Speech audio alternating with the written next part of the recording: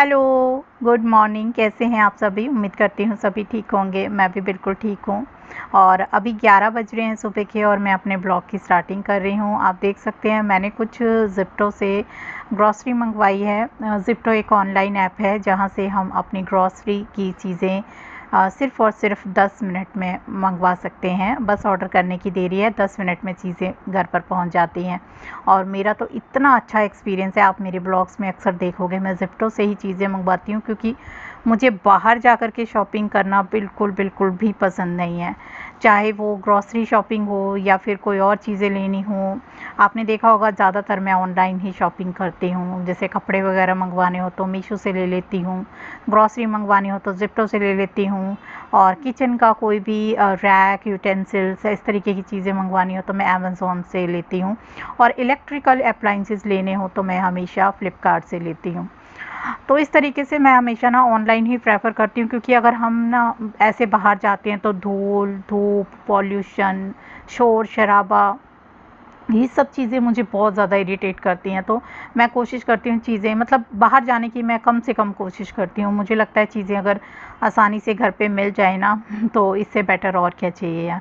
और सही बात बताऊँ, ये लोग डिलीवरी चार्जेस भी नहीं लेते हैं, और जो चीज़ों के प्राइस हैं उस पे भी डिस्काउंट देते हैं। तो काफ़ी अच्छा मुझे ये और लगता है ऑप्शन। और फ्रूट्स वगैरह लेने हो तो मेरे यहाँ पर नीचे भी रेडी वाला आता है, तो मैं उससे भी ले लेती हूँ फ्रेश फ्रूट्स, क्योंकि फ्रूट्स जो इनसे मैंने लिए थे ना, वो मेरा एक्सपीरियंस कुछ ज़्यादा बेटर नहीं रहता। हाँ, जो फ्रूट्स आसानी से नहीं मिल पाते हों रेडी में, वो मैं मंगवा लेती हूँ। बाकी मैं सब्जियाँ वगैरह मंगवा लेती हूँ, या पाव भाजी मंगवा बनानी हो तो पाव मंगवा लिए, सब्जियाँ मंगवा ली। इस तरीके की सब्जियों का ना, ये जो बॉक्स होता है ना इनका, मल्टी सब्जियाँ जो कटी हुई हैं, थोड़ा सा स्प्राउट निकला है, ये मुझे सबसे बेस्ट लगता है। जैसे कि पुलाव बनाना हो, बिरयानी बनानी हो, या फिर सांभर, या फिर पाव भाजी, तो कटी हुई सब्जियां मिलती हैं, बस इसी से मेरा बन जाता है। तो चलो किचन में चलती हूँ और फटाफट से आज मैं पाव भाजी बनाने वाली हूँ। मैं बना लेती हूँ। और वैसे आपने कई ब्लॉग्स में मेरे देखा होगा, मैं अक्सर पाव भाजी बहुत ज़्यादा बनाती हूँ, क्योंकि हमारे घर में पाव भाजी मेरे बच्चे भी पसंद करते हैं और मुझे भी काफ़ी अच्छी लगती है। बनाने में ईजी भी लगती है और टेस्टी भी लगती है, और हेल्दी भी होती है। सारे सभी तरह की सब्जियां मिक्स हो जाती हैं, और पाव मार्केट से ले आओ, सेक करके खा लो, तो इजी ऑप्शन लगता है मुझे।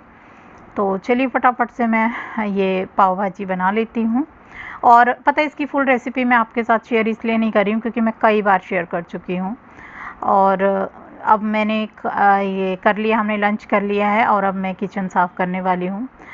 मेरी एक आदत है कि जैसे ही सारे घर के, मतलब जब तक साफ़ सफाई ना हो ना प्रॉपर से, तब तक मेरा मन नहीं लगता। और अगर हल्की सी भी कहीं भी गंदगी वगैरह होगी ना, तो मैं खुद को, मुझे ऐसे लगेगा कि जैसे कि मैं बीमार हूँ।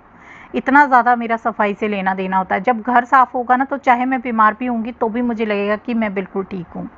वैसे तो चलो बीमार होना ही नहीं चाहिए, लेकिन मतलब मेरा तो ऐसा है। अगर घर साफ़ है तो मुझे खुद को भी अच्छा लगता है। अब मैं बर्तन साफ़ कर लेती हूँ। तो बर्तन साफ़ करने के लिए आप देखिए, मैंने ये ना सिलिकॉन की एक शीट मंगवाई है, और अमेज़न से मंगवाई है। ये जो मेरा स्लैब आप देख सकते हो बिल्कुल सफ़ेद है ना, वाइट स्लैब होने की वजह से इसमें स्क्रैचेस बहुत जल्दी दिखते हैं। तो मैं इस सिलिकॉन शीट पर ही बर्तन को साफ़ करती हूँ। तो चलिए अब मैं फटाफट से बर्तन साफ़ कर लेती हूँ। आज मेरी मेड नहीं आई है, और जिस दिन मेरी मेड नहीं आती है उस दिन मैं बर्तन साफ़ करने के साथ साथ मैं ना किचन की एक्स्ट्रा सफाई भी कर लेती हूँ। तो जहाँ जहाँ मेरा हाथ लगता है वहाँ वहाँ मैं सफाई भी करते जाती हूँ। और आज मैं किचन स्लैब को भी अच्छे तरीके से, वैसे तो मैं किचन स्लैब को ना दिन में एक बार ज़रूर डिटर्जेंट से साफ़ कर लेती हूँ, मतलब ये जो लिक्विड है बर्तन साफ़ करने वाला, इसी से ही। अच्छा, मैं ना एक हिमाचली ब्लॉगर हैं, यूट्यूबर प्रियंका, और उनकी फ्रेंड बहन लाइफ ऑफ प्रीति। तो लाइफ ऑफ प्रीति ये हिमाचल के हैं और मैं भी हिमाचली हूँ, तो ऑब्वियसली मुझे हिमाचली ब्लॉग्स देखना काफ़ी पसंद आता है, क्योंकि हिमाचल की वो हवा, वो खेत, वो सब देख करके, क्योंकि मैं नोएडा में रहती हूँ तो नोएडा में तो ये चीज़ें नहीं देख पाती हूँ, तो मैं ब्लॉग के ज़रिए देखती हूँ वहाँ के रास्ते।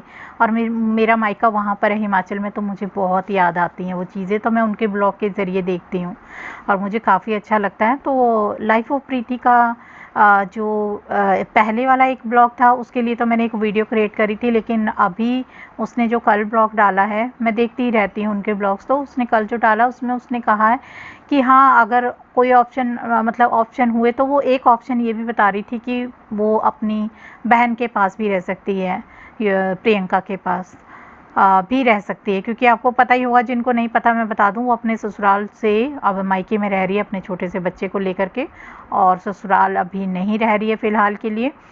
तो उसका ये कहना है कि वो या तो अलग रूम लेकर के रहे या फिर अपने मायके में रहे, या अलग रूम लेकर रहे या फिर अपनी बहन के पास। तो देखो अलग रूम लेके रहना तो कोई मतलब ही नहीं बनता, उन्हें मेरे हिसाब से ससुराल में ही रहना चाहिए अपने, क्योंकि उनका घर तो वही है, ससुराल ही है उनका घर।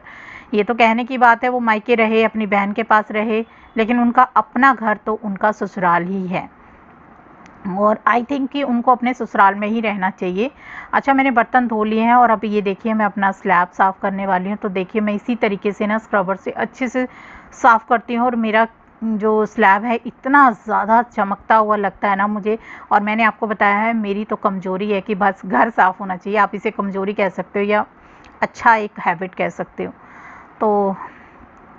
तो मैं बात कर रही थी हाँ प्रियंका की। तो क्या है कि प्रियंका जो है वो डिसीज़न ले रही है, वो उसमें ये भी बोला उसने कि मैं अपनी बहन के पास भी रह सकती हूँ, कोई पैसा नहीं है।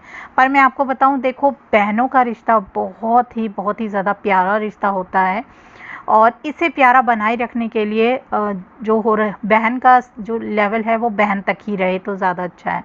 अगर आप उस घर में रहने की सोच रहे हो तो आपका रिश्ते जो हैं वो ठीक है, रिश्ते स्ट्रांग होते हैं, बहन बहन में कभी भी खटास नहीं, एक दूसरे को समझते हैं, लेकिन अपने आप को दुनिया भी बोलेगी और अपने आप को ही अच्छा नहीं लगेगा। आपका जो रियल घर है आई थिंक आपको उसी में ही रहना चाहिए, और प्रियंका के घर में अगर आप रहने का सोच रहे हो तो आपका बहुत ज़्यादा गलत डिसीज़न है ये। आप वहाँ पर 10 दिन रह सकते हो, हफ्ता रह सकते हो, लेकिन आप सोचो कि नहीं आप महीना रहोगे, 2 महीना रहोगे, या जब तक आपका दिल करेगा, तो वो आपका मुझे लगता है कि बिल्कुल गलत सोच है, गलत डिसीज़न है। आपको सही डिसीज़न लेना चाहिए। और देखो प्रीति, हर किसी का लाइफ का एक्सपीरियंस होता है, तो आई थिंक कि आपको अपने ससुराल जाना चाहिए, वही आपका रियल घर है। और आपके ससुराल में ऐसा भी नहीं कि आपकी बहुत ज़्यादा बड़ी फैमिली है, किसी के में जेठानियाँ देवरानियाँ उनके बच्चे और ना जाने नंदें बहुत सारे होते हैं, आपके तो ऐसा कुछ भी नहीं है। सिर्फ आपकी एक सास है और आपके हस्बैंड हैं और आपका एक छोटा बच्चा है, आपकी ननद की शादी हो रखी है, तो आपका परिवार बिल्कुल अच्छा परिवार है, कोई आपको प्रॉब्लम नहीं होनी चाहिए। आई थिंक छोटी मोटी बातें हर घर में चलती ही रहती हैं। तो मैंने बर्तन साफ़ कर लिए हैं, मेरा किचन हो गया है बिल्कुल चकाचक क्लीन, और मेरा काम ख़त्म हो चुका है। और देखिए मैं ज़्यादा आपको बोर नहीं करना चाहती हूँ लंबा ब्लॉग बना करके, तो इस ब्लॉग का एंड मैं यहीं पर ही करती हूँ। और आपको मेरा ये ब्लॉग कैसा लगा बताइएगा, पसंद आए तो लाइक ज़रूर करिएगा, जो न्यू है तो चैनल को सब्सक्राइब करना भूलिएगा नहीं। मिलते हैं फिर नेक्स्ट नई वीडियो के साथ, तब तक के लिए बाय बाय।